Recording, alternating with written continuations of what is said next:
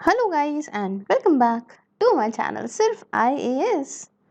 तो यहाँ पे हम अपनी विजन आईएएस पीटी 365 की इकोनॉमी की सीरीज को कंटिन्यू करते हुए आज आपके लिए इसका पार्ट 10 प्रेजेंट कर रहे हैं। तो आइए शुरू करने से पहले चैनल को सब्सक्राइब कर लीजिए, बेल आइकन को प्रेस करिए ताकि आपको रेगुलर अपडेट्स मिलती रहें। अब देखिए मेन हेडिंग इसकी है world trade organization related developments, WTO developments. और इसमें जो सबसे पहला टॉपिक देखने वाले हैं वो है ट्रिप्स फ्लेक्सिबिलिटीज का। जानते हैं ये चीज क्या है, न्यूज में क्यों रही है।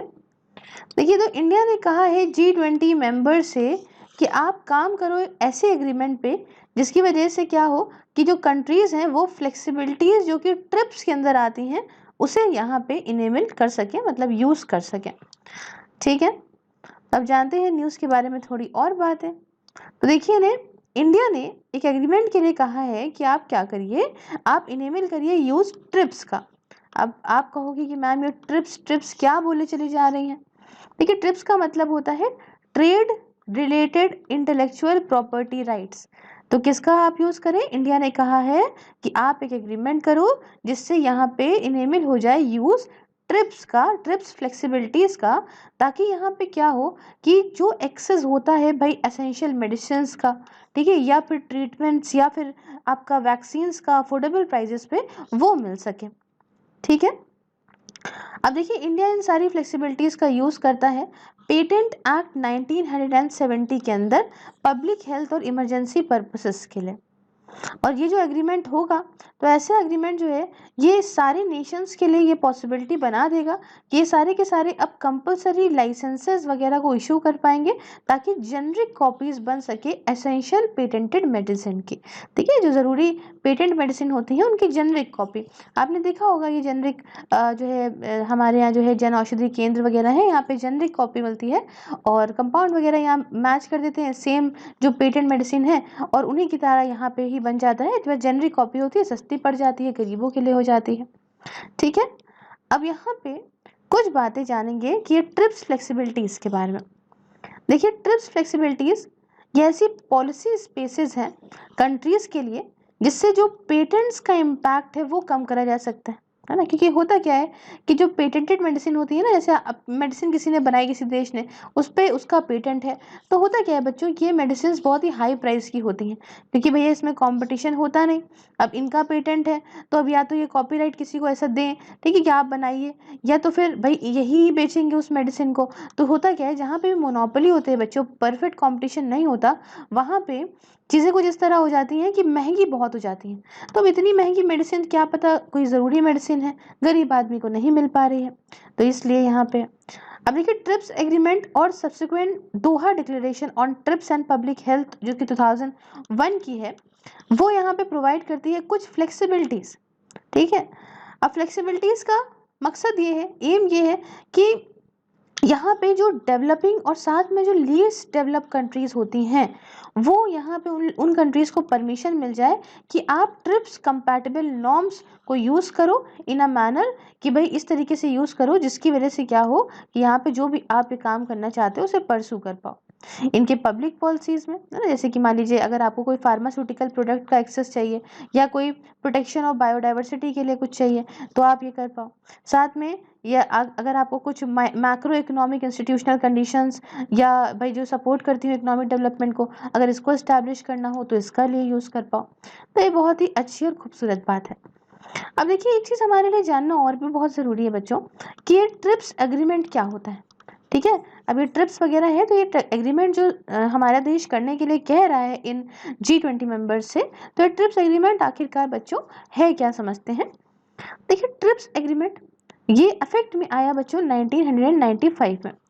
ये सबसे ज़्यादा कॉम्प्रिहेंसिव मल्टीलेटरल एग्रीमेंट है ना इंटेलेक्चुअल प्रॉपर्टी को लेके, और इसको नेगोशिएट करा गया था 1986 और साथ में यहाँ पे 1994 में, जब आपका Uruguay round of the general agreement on tariffs and trade, मतलब जिसे हम लोग यहाँ पे गैट बोलते हैं, ठीक है, ये चल रहा था उस टाइम पे। और इसी के बाद यहाँ पे इस्टेब्लिशमेंट हुआ वर्ल्ड ट्रेड ऑर्गेनाइजेशन का, जैसा कि हम सब जानते हैं। अब ये सेट आउट करता है मिनिमम स्टैंडर्ड आखिरकार क्या होना चाहिए कि अगर आपको प्रोटेक्शन जो है प्रोवाइड करना है हर एक मेंबर को, तो मिनिमम स्टैंडर्ड क्या होना चाहिए। और agreement is in line with the main conventions of the विपो, the Paris convention for the protection of industrial property. देखिए जो ये पेरिस कन्वेंशन है ना, Paris convention for the protection of industrial property, तो ये जो एग्रीमेंट है ट्रिप्स एग्रीमेंट, ये इसी लाइन पे ही बनाया गया है। और जो आपका बीम कन्वेंशन है ना, from the protection of the literary and artistic works, जिसे हम लोग बर्न कन्वेंशन बोलते हैं, ठीक है, सॉरी मैंने बीम बोल दिया, बर्न कन्वेंशन बोलते हैं, BERNE, ठीक है। तो इसी की ही यहाँ पे लाइन पे इसको भी यहाँ पे बनाया गया है। किसको बनाया गया है, ट्रिप्स एग्रीमेंट को। अब देखिए इसी एग्रीमेंट के अंदर कुछ प्रोविजंस होती हैं जो कि सिविल और एडमिनिस्ट्रेटिव प्रोसीजर, साथ में रेमेडीज वगैरह, साथ में प्रोसीजर मेजर्स वगैरह क्या हो, स्पेशल रिक्वायरमेंट क्या हो बॉर्डर मेजर्स से रिलेटेड या फिर क्रिमिनल प्रोसीजर से रिलेटेड, तो ये सब कुछ इसके अंदर प्रोविजंस होती हैं इस एग्रीमेंट में। साथ में एग्रीमेंट जो है वो डिस्प्यूट जो कि WTO मतलब वर्ल्ड ट्रेड ऑर्गेनाइजेशन मेंबर्स के बीच में होते हैं ना, या आपका जो ट्रिप्स की ऑब्लिगेशन के रिस्पेक्ट में है ना, ट्रिप्स के ऑब्लिगेशन की रिस्पेक्ट वगैरह होते हैं subject to WTO's dispute settlement procedure, तो उस हिसाब से ये डिस्प्यूट भी यहाँ पे सॉल्व हो जाते हैं। अब देखिए एरियाज क्या है इंटेलेक्चुअल प्रॉपर्टी के जो कवर करता है ट्रिप्स एग्रीमेंट। तो इंटेलेक्चुअल प्रॉपर्टी राइट्स समझते हैं ना, ये हमारा भाई क्या है कि ऐसे पहले थोड़ा सा बैकग्राउंड समझ लेते हैं ना। IPR क्या होता है कि भाई यहाँ पे अगर आपने कुछ चीज़ बनाई है तो उसका पेटेंट, कॉपीराइट, ट्रेडमार्क वगैरह को लेके क्या जो है वो राइट्स हैं, ठीक है। अब यहाँ पे ही देखते हैं, बहुत डीप में नहीं जाएंगे। देखिए ट्रिप्स एग्रीमेंट जो है इसके अगर हम बात करें कि क्या कौन से एरियाज हैं जिसके अंदर कवर होते हैं, तो कॉपीराइट और उससे रिलेटेड ऑल राइट्स जो होते हैं, साथ में ट्रेडमार्क्स कवर होते हैं, GI जिसे हम लोग जियोग्राफिकल इंडिकेशंस कहते हैं, उसके इंडस्ट्रियल डिज़ाइन हो गई, न्यू वैरायटीज़ ऑफ प्लांट हो गए, या layout designs of integrated circuit हो गया, या trade secrets and test data हो गया, ठीक है। अब देखिए जो मेंबर्स हैं वर्ल्ड ट्रेड ऑर्गेनाइजेशन के includes an obligation to comply with the TRIPS agreement, ठीक है। इसमें अंदर एक भाई ऑब्लिगेशन होता है कि आपको कंप्लाई करना होगा इस ट्रिप्स एग्रीमेंट के साथ में चलना होगा। अब देखिए यहाँ पे कुछ चीज़ें हैं कि कुछ मेजर फ्लेक्सिबिलिटीज जो कि आपकी ट्रिप्स के अंदर आती हैं वो क्या है। देखिए सबसे पहला तो कंपलसरी लाइसेंसिंग। कंपलसरी लाइसेंसिंग से क्या होता है कि सरकार जो है, सरकार की जो अथॉरिटी है वो उसे इनेबल करती है कि आप license use of a patented invention. देखिए कि आप लाइसेंस यूज करिए पेटेंटेड इन्वेंशन का टू अ थर्ड पार्टी और government agency without consent of the patent holder. फिर से आपको बताना चाहूंगी, कंपलसरी लाइसेंसिंग कहता है यहाँ पे इनेबल करता है गवर्नमेंट अथॉरिटी को to license use of a patented invention to a third party, तीसरी पार्टी को लाइसेंस यूज दे दो या फिर गवर्नमेंट एजेंसी को दे दो, और इसमें कोई ज़रूरत नहीं है पेटेंट होल्डर की। दूसरी जो है कुछ मेजर फ्लेक्सिबिलिटीज के अंदर आती है पैरेलल इंपोर्टेशन। अब देखिए ये it is importation without the consent of the patent holder, ये इम्पोर्टेशन है without the consent of the patent holder. इसमें पेटेंट होल्डर की कंसेंट की मर्जी की जरूरत नहीं है। Of a patented product market in another country either by patent holder or with the patent holder's consent. अब देखिए यहाँ पे ये क्या रहा है, पैरेलल इंपोर्टेशन में क्या होता है कि ये इसमें इंपोर्टेशन होता है बिना पेटेंट होल्डर की कंसेंट के। मान लीजिए जो भी प्रोडक्ट है, पेटेंटेड प्रोडक्ट है, उसकी जो पेटेंट होल्डर है उसकी कंसेंट के बिना होता है। और जो आपका पेटेंटेड प्रोडक्ट मार्केट किया जाता है दूसरी कंट्री में, या तो पेटेंट होल्डर करता है या फिर पेटेंट होल्डर की कंसेंट से होता है। फिर बात आती है एग्जेम्पशन फ्रॉम पेटेंटेबिलिटी। अब देखिए जो एग्रीमेंट है इसमें कोई पेटेंटिंग की कोई ज़रूरत नहीं होती, पेटेंट की कोई ज़रूरत नहीं होती। अगर आप कुछ अपने जो नॉन प्रोडक्ट्स हैं, है ना, जैसे मान लीजिए फार्मास्यूटिकल्स वगैरह, तो ऐसे नॉन प्रोडक्ट्स का अगर आप कोई नया यूज़ करते हो तो इसके अंदर कोई पेटेंटेबिलिटी की ज़रूरत नहीं होती है। और यहाँ पे कंट्रीज़ को परमिट करता है to deny protection for such uses of lack of novelty, inventive step और इंडस्ट्रियल एप्लीकेबिलिटी। ठीक है, यहाँ पे कंट्रीज को भी मना है कि भाई आप भी यहाँ पे प्रोटेक्शन वगैरह ना करो, ऐसे यूज अगर होते हैं, ठीक है, कोई इन्वेंटिव स्टेप के लिए कोई नया कदम उठ रहा है, कोई इंडस्ट्रियल एप्लीकेबिलिटी भी हो रही तो उसके लिए भी। उसके बाद आती है लिमिट्स ऑन डेटा प्रोटेक्शन। देखिए as a condition for permitting the sale or marketing of a pharmaceutical product, drug regulatory authorities जो हैं उनको ज़रूरत पड़ती है फार्मास्यूटिकल कंपनीज की कि वहाँ पे वो एक डेटा डिमॉन्स्ट्रेटिंग जो है जो डेटा हो जो डिमॉन्स्ट्रेट करा हो सेफ्टी को, क्वालिटी को, एफिकेसी को प्रोडक्ट के, तो इस डेटे की ज़रूर पड़ती है ना। और ये डेटा लेने के बाद ही यहाँ पे सेल वगैरह मार्केटिंग वगैरह हो सकती है किसी भी फार्मास्यूटिकल प्रोडक्ट के। और आखिरी में कहता है कि भाई extension of transition period for at least developed countries. अब देखिए जो लीस्ट डेवलप्ड कंट्रीज हैं उनके लिए बात है यहाँ पे, जो अमेंडमेंट है दोहा डिक्लेरेशन में, इसने यहाँ पे ट्रांजिशन पीरियड जो कि लीस्ट डेवलप्ड कंट्रीज में है इस ट्रिप्स ऑब्लिगेशन को इम्प्लीमेंट करने के लिए उसे बढ़ा के 2021 कर दिया है। अब यहाँ देखिए पेटेंट पूलिंग एक टर्म है, ये पेटेंट पूलिंग क्या होता है समझते हैं।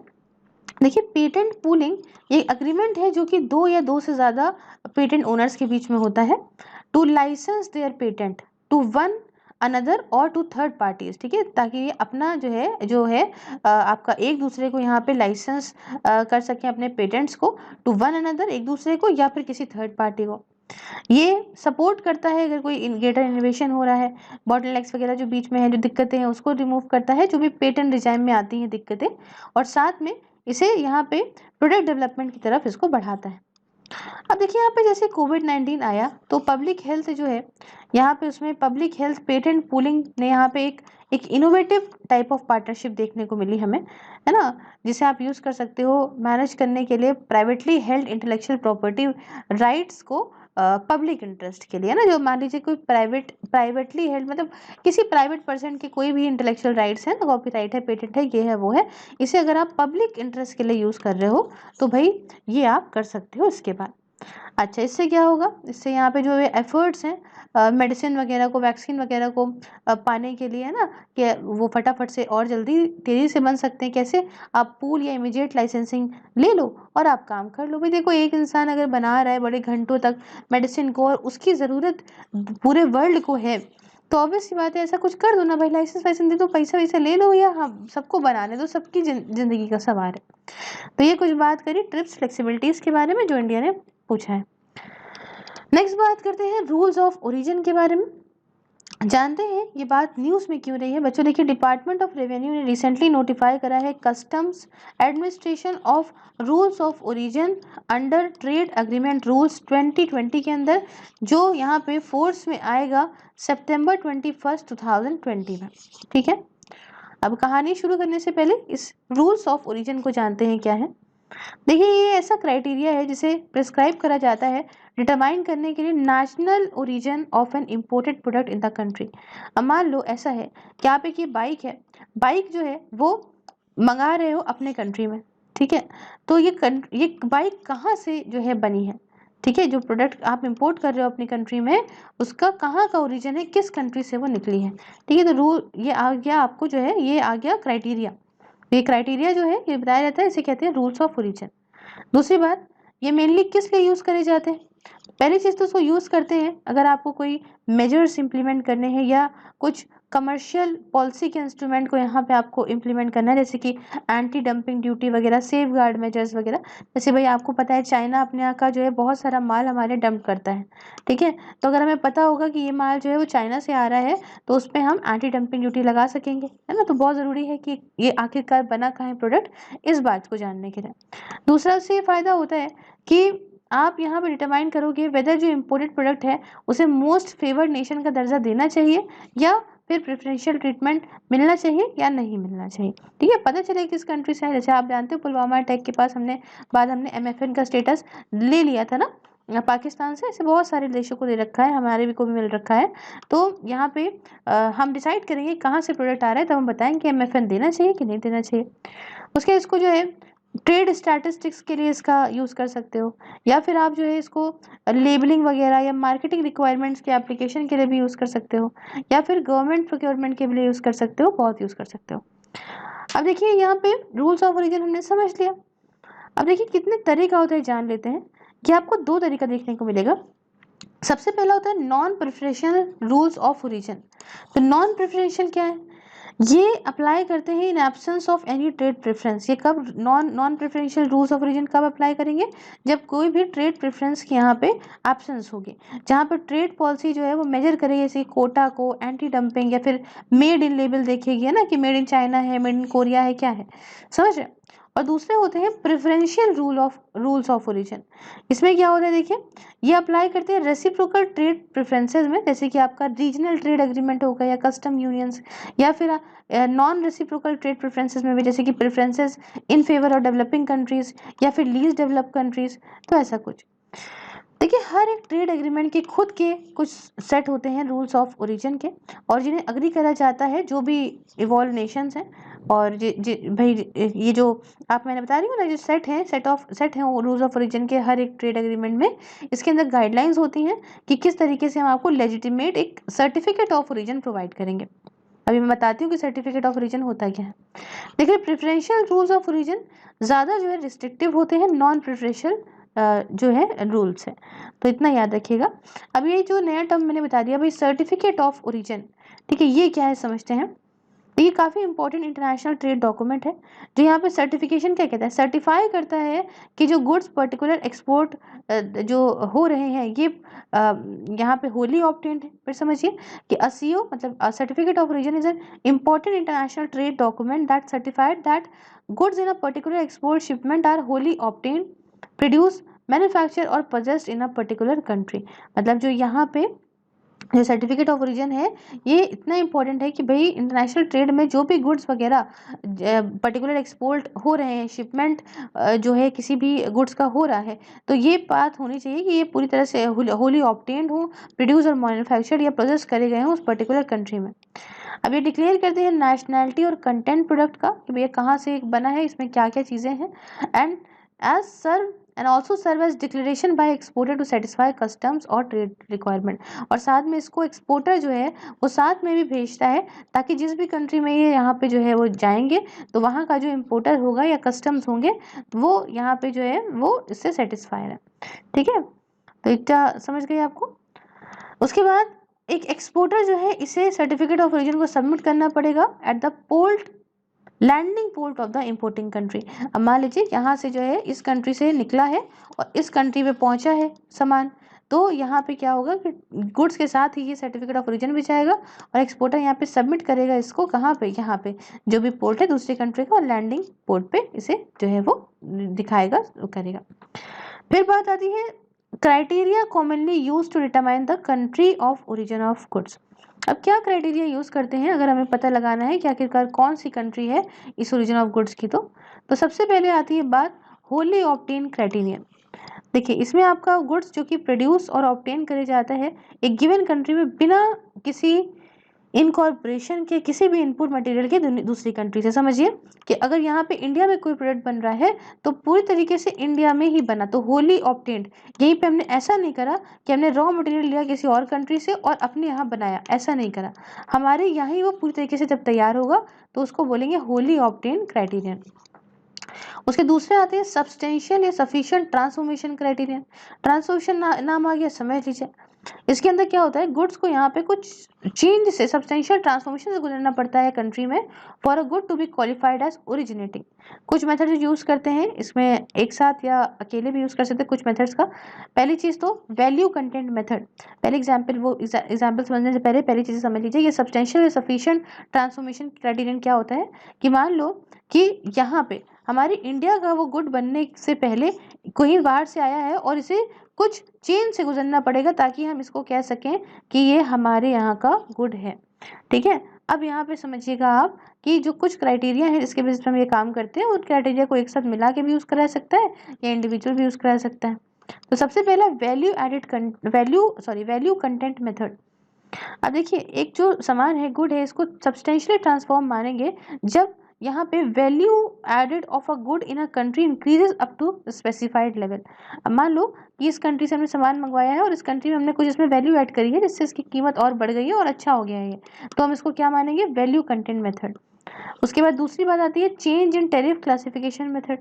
अब देखिए, एक सामान जो है वो माना जाएगा सब्सटेंशियली ट्रांसफॉर्म जब जो है इसे क्लासिफाई करा जाएगा हेडिंग या सब हेडिंग में, जो कि डिफरेंट होंगे नॉन ओरिजिनेटिंग मटेरियल जो यूज हुआ है उससे।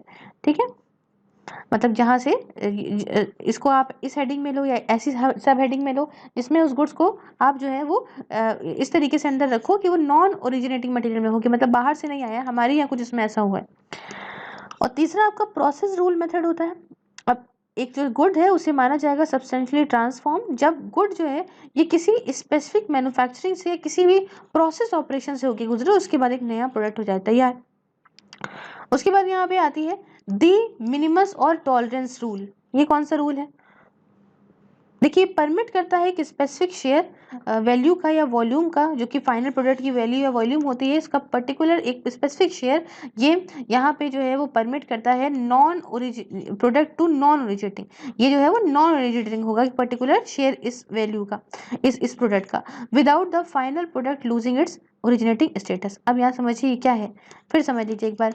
दी मिनिमस और या फिर टॉलरेंस रूल। अब इसमें क्या क्या हो रहा है, इस रूल में क्या हो रहा है कि यहाँ पे मान लीजिए ये एक प्रोडक्ट है, ठीक है, इसका कुछ स्पेसिफिक पार्ट, ठीक है, ये इसका कुछ स्पेसिफिक वैल्यू आप कह सकते हो या इसके कुछ वॉल्यूम कह सकते हो कि ये यहाँ पे नॉन ओरिजिनेटिंग होगी, मतलब ये आपके देश की नहीं है जहाँ पे पूरा प्रोडक्ट बनाया जा रहा है, ठीक है, लेकिन ये जो फाइनल प्रोडक्ट बन के तैयार हुआ है ये अपना ओरिजिनेटिंग स्टेटस भी नहीं खोएगा।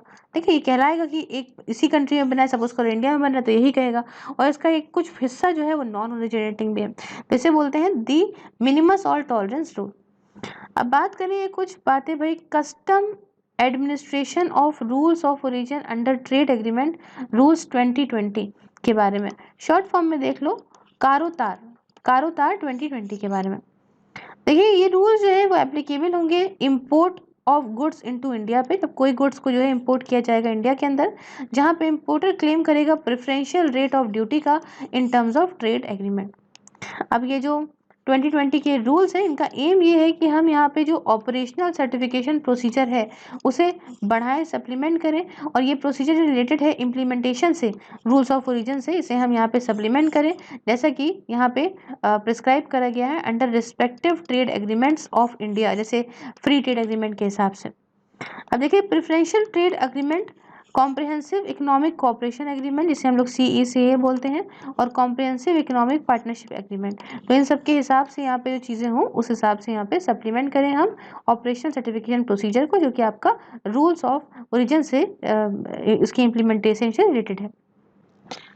अब देखिए, कुछ की प्रोविजंस की अगर मैं आपको इसके अंदर बात बताऊं, तो पहली चीज़ थे ये कि अगर मान लीजिए आपको ये प्रेफरेंशियल रेट ऑफ ड्यूटी को क्लेम करना है, ठीक है, इन ट्रेड एग्रीमेंट्स के अंदर, तो क्या करना होगा कि जिस समय इंपोर्टर जो है वो फाइल कर रहा होगा बिल ऑफ एंट्री को, उस टाइम पे इसको दो काम करने पड़ेंगे।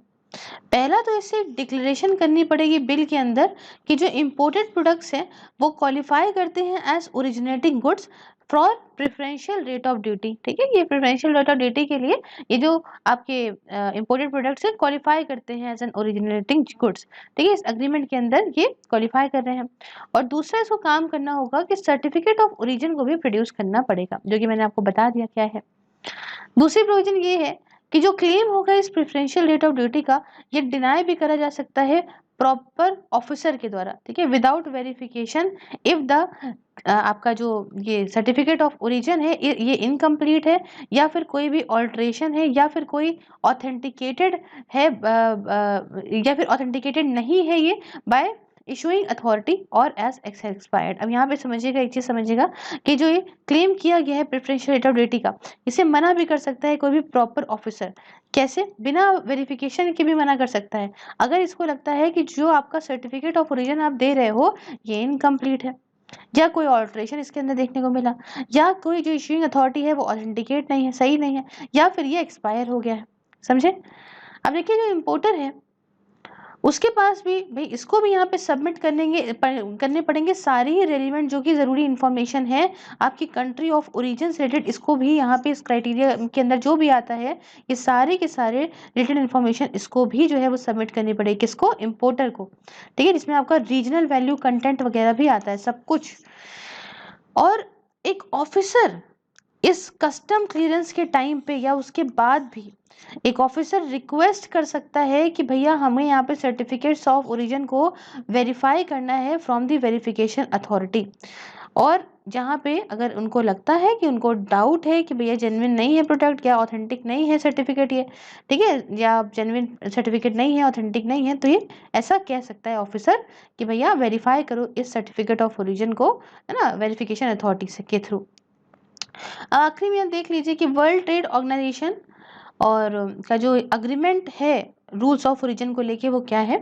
तो सबसे पहली बात, जो एग्रीमेंट है उसका एम है at long term harmonisation of non preferential rules of origin.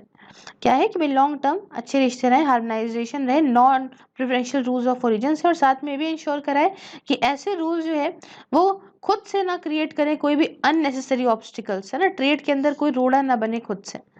दूसरी बात ये सेट आउट करता है कि work programme for the harmonisation of rules of origin, साथ में नेगोशिएशन जो अभी भी चल रही है ये भी, और इस प्रोसेस के लिए दो इंस्टीट्यूशन को यहाँ पे स्टैब्लिश करा गया है।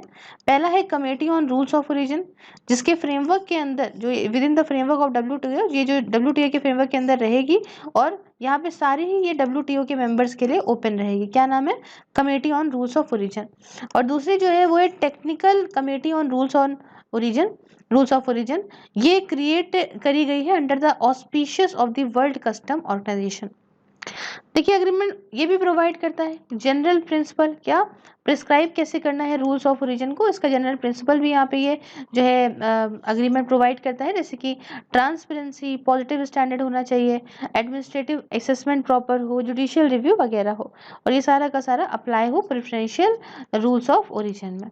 तो इतनी बात आपको समझ में आई होगी, I hope, WTO related development से रिलेटेड।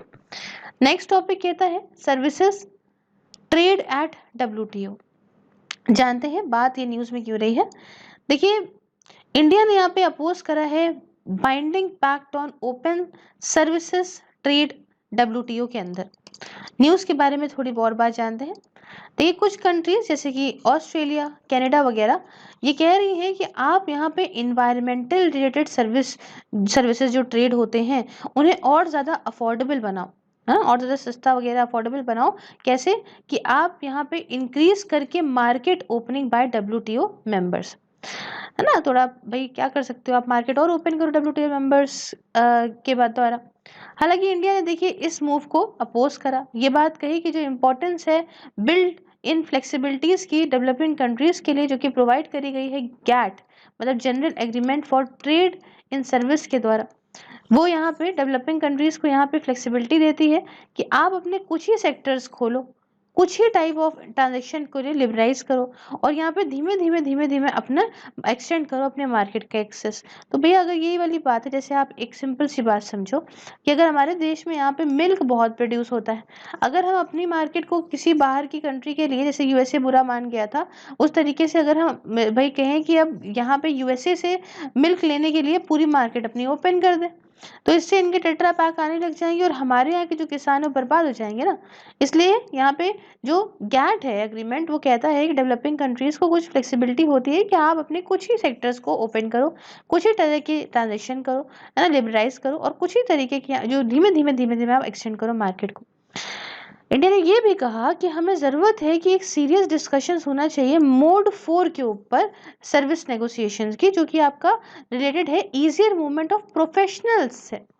साथ में अब देखिए मैंने जो आपको बताया general agreement for trade in service, जिसे हम लोग गैट्स बोलते हैं, ये एक पहला मल्टीलेटरल एग्रीमेंट है जिसमें ट्रेड जो सर्विसेज का है उसे कवर करता है, और ऑब्जेक्टिव्स वगैरह सेम है general agreement on tariffs and trade वाले, गैट वाले ही, है ना, GATT वाले ही ऑब्जेक्टिव्स वगैरह है। एक फ्रेमवर्क प्रोवाइड करता है रूल्स का, जिसमें रूल्स गवर्निंग सर्विस ट्रेड का, साथ में एक मैकेनिज्म भी स्टैब्लिश करता है कंट्रीज के लिए ताकि भाई ये कमिटमेंट्स वगैरह करें प्रॉपर और ट्रेड को और आसान बनाए, जो सर्विसेज का ट्रेड है उसे और लिबरलाइज करें। मैकेनिज्म ऐसा बनाए जैसे डिस्प्यूट जो दो कंट्रीज के बीच में हो जाए तो उसे भी सॉल्व किया जा सके। और इट वॉज नेगोशिएटेड, कब नेगोशिएट हो रहा था, ये आपका जो यूरुग्वे राउंड हुआ था, और साथ में फोर्स में बाद में कब आया, 1995 में। मोड 2 की मैंने बात करी है ना, थोड़ा कुछ ऐसे समझिए, जो यहाँ पे मॉडल 1 होता है उसमें आते हैं direct cross border service, direct cross border services आती हैं। उसके बाद मॉडल 2 जो होता है इसके अंदर क्या होता है, कंजम्पशन अब्रॉड। मॉडल 3 जो होता है उसके अंदर आता है क्रॉस बॉर्डर कैपिटल फ्लो। और आखिरी में देखिए जो मॉडल 4 आता है उसके अंदर आता है क्रॉस बॉर्डर लेबर मूवमेंट। ठीक है, समझ गए। नेक्स्ट टॉपिक आता है फार्म सब्सिडीज ओवर ड्यू का। देखिए जो डेवलप कंट्रीज हैं हमारे यहाँ, जैसे आपका यूनाइटेड स्टेट्स हो गई, कनाडा हो गई, ऑस्ट्रेलिया हो गई, न्यूजीलैंड हो गई या यूरोपियन यूनियन हो गई, ये सब इंडिया से कह रही हैं कि आप सपोर्ट कट करो जो आप अपने फार्मर्स को दे रहे हो। ये बात कह के कि ये ज़्यादा है than the D minimus entitlement जो कि WTO के अग्रीमेंट ऑन एग्रीकल्चर के अंदर है। अभी आप कहोगे कि मैम ये डी मिनिमस ये क्या है? देखिए डी मिनिमस जो है ये एक मिनिमल अमाउंट है डोमेस्टिक सपोर्ट का, जिसे अलाउ करा गया है even though they distort trade up to 5% of the value production for developed countries and 10% for developing. तो ये कहा गया है कि भाई 5% ये 10 डेवलप्ड कंट्रीज के लिए रखा गया था और ये 10% रखा गया था वैल्यू ऑफ प्रोडक्शन का डेवलपिंग कंट्रीज के लिए। तो इन्होंने यही बात कही, इंडिया से कही कि आप जो सपोर्ट दे रहे हो फार्मर्स को वो ज़्यादा दे रहे हो जितना आपने एग्रीमेंट और एग्रीकल्चर में साइन करा है WTO के। हालांकि जो रिपोर्ट है by centre for world trade organisation ये कहती है कि पर फार्मर एम्बर बॉक्स एंटाइटलमेंट जो कि आपकी इंडिया के लिए है वो एक छोटा सा फ्रैक्शन है अगर हम कहें किसी डेवलप्ड नेशन का, तो कंपैरिजन करें, है ना। ये एम्बर बॉक्स बताते हैं क्या है क्या नहीं, सारे बॉक्सेस समझाऊंगी अभी। देखिए ये रिपोर्ट ये भी इंडिकेट करती है कि जो नंबर ऑफ पीपल हैं, जो जितने लोग इंगेज हैं एग्रीकल्चर के अंदर, ये ज़्यादा है ज़्यादातर डेवलपिंग कंट्रीज़ में, और मेजॉरिटी ऑफ फार्मर जो हैं वो बेचारे लो इनकम या फिर रिसोर्स पुअर हैं। अब देखिए under agreement on agriculture subsidies को क्लासीफाई देखिए 3 बॉक्सेस में किया गया है, वो आपको समझा दूं और बहुत ज़रूरी भी आपके लिए जानना, तो अच्छे से समझिएगा। एक होता है बच्चों ग्रीन बॉक्स, दूसरा होता है बच्चों एम्बर बॉक्स और तीसरा होता है बच्चों ब्लू बॉक्स। ठीक है, तो जो ग्रीन बॉक्स है इसके अंदर सब्सिडीज वो आती हैं जिसके अंदर कोई डिस्टॉर्टेड ट्रेड ना आता हो या कोई जहाँ पे जो है इससे मिनिमल डिस्ट्रप्शन जो है वो ना कॉज होता, मतलब इसके अंदर कोई लिमिट नहीं होती। उसके बाद जो ये एम्बर बॉक्स आता है इसमें ब्रॉड रेंज ऑफ सब्सिडीज आती हैं, जैसे लिमिटेड होती है 5% ऑफ एग्रीकल्चर प्रोडक्शन से और 10% ही डेवलपिंग कंट्रीज के लिए लिमिटेड है। फिर ब्लू बॉक्स जो आता है इसमें ब्रॉड रेंज सब्सिडीज की आती है जो अलाउ करती है, बट यहाँ पे इसे साइन करा जाना पड़ेगा मिनिमाइज ट्रेड डिस्टॉर्शन के अंदर, तो इसके अंदर कोई लिमिट नहीं होती है। तो ये कुछ होती हैं बातें। यहाँ पे हमारा होता है ये वाला part complete. So if you like the video please like the video, share it with your friends, subscribe your channel सिर्फ IAS, and if you want to follow me on any of the social media platform, link is in the description. Along with this, if you want to watch these videos on Facebook also, just like the page Sirf IAS and watch these videos there. And if you want to join membership and enjoy the various perks, just press the join button, enjoy the various perks. Thank you so much for discussion. Have a wonderful day. Take care.